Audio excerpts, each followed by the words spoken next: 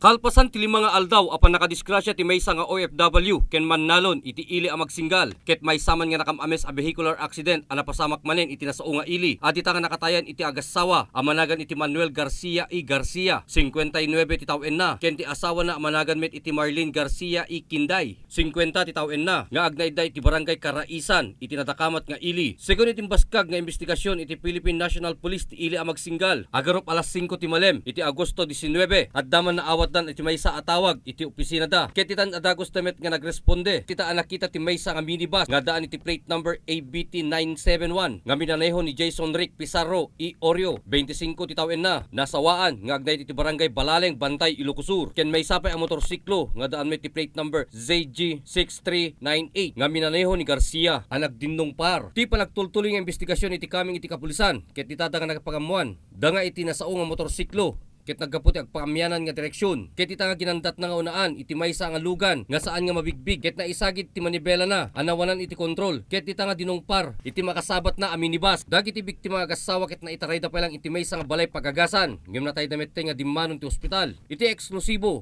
nga panakipatpatang iti press corps ket tinagmaneho iti minibus ket daytoy man tinakunana. DJ nakamotor sir, agapunak ti amyanan sir, agapumit ti bagatan DJ nakamotor. Adda sar men ng tricycle sir, ken kutse. Tapos idi friend one na sir, lisyan na ako sir, friend one na, anang makakuha DJ bagina, may melata kanya ako sir. Lisya sir, ngem umay melata kanya. So, so DJ naala sir. Sir. Nagbangketa nakpay nga nagpaigid sir, ta ko lang alis siya ko madungpar ko na ta sir, ta medyo lost balance da di lisyan dan sir, may paglis dan ta nagtader da pa nga duwa nga nagasawa nga may preno sir. Idaw dawat pa ni Pizarro nga mabalin ket ti umuna nga makipasarita iti akin bagi ti minaneho nga bus kadagiti pamilya iti biktima ken indawat na pay nga tumulong da iti anyaman a pagbanagan iti kaso na. Ako may tiyagaya ti dagis sir kay araglulatan sir no kan.